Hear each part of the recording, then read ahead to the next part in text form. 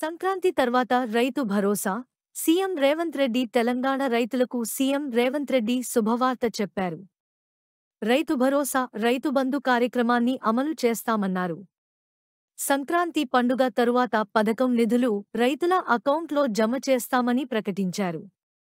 విధి విధానాలను రాబోయే శాసన సభ సమావేశాలలో నిర్ణయిస్తామన్నారు. బీఆర్ఎస్ నేతలు చెప్పే తప్పుడు ప్రచారాన్ని రైతులు నమ్మవద్దని సీఎం రేవంత్ కోరారు. ఈ ఏడాది కాలంలోనే 20,000 కోట్ల రుణమాఫీ చేశామని, ఇది దేశంలోనే ఒక రికార్డు అని చెప్పారు.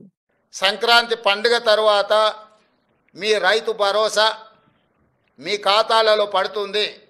విధి విధానాలకు సంబంధించి మంత్రివర్గ ఉపసంఘం వేసిన బట్టి విక్రమార్క గారు, పొంగులేటి శ్రీనివాసరెడ్డి గారు, తుమ్మల నాగేశ్వరరావు గారు, ఇతర మంత్రుల చేత మంత్రివర్గ ఉపసంఘాన్ని విధి విధానాలను ఖరారు చేయడానికి వేసినాం.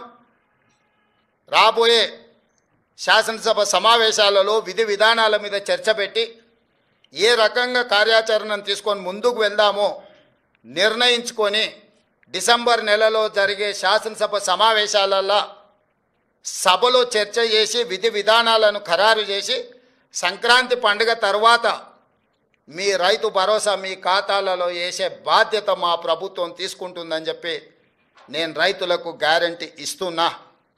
రైతు రుణమాఫీ చేస్తామన్నాం, చేసి చూపించినాం. ఇప్పుడు కూడా రైతులకు రైతు భరోసా అందించే బాధ్యత మా ప్రభుత్వం తీసుకుంటుంది. దీనికి సంబంధించి శాసనసభలో చర్చలు చేసి మంత్రివర్గ ఉపసంఘం ఇచ్చే నివేదికను శాసనసభలో ప్రవేశపెట్టి విధి విధానాలను ఖరారు చేసి రైతు భరోసా పథకం కొనసాగుతుంది. మారీచులను మారువేషంలో వచ్చే వాళ్ళను, అది బీఆర్ఎస్ వల్ల బీజేపీ వల్ల చూడకండి, నమ్మకండి, వాళ్ళ మాటలు వినకండి. అదేవిధంగా ఈ సీజన్లో మేము వరి వంగడాల విషయంలో 500 రూపాయల బోనస్ ఇస్తామని చెప్పినాం. చాలా అపోహలు సృష్టించే ప్రయత్నం చేసినారు. ఎవరయ్యా అంటే, గతంలో వరేస్తే ఉరేసుకున్నట్టే కొనుగోలు కేంద్రాలే ఉండవు, కొనుగోలు కేంద్రాలు ఎత్తేసినాము, ఎవరు పండించుకుంటే వాళ్ళ కర్మ అని చంద్రశేఖరరావు గారు ముఖ్యమంత్రిగా అధికారికంగా వారే మాట్లాడి చెప్పారు.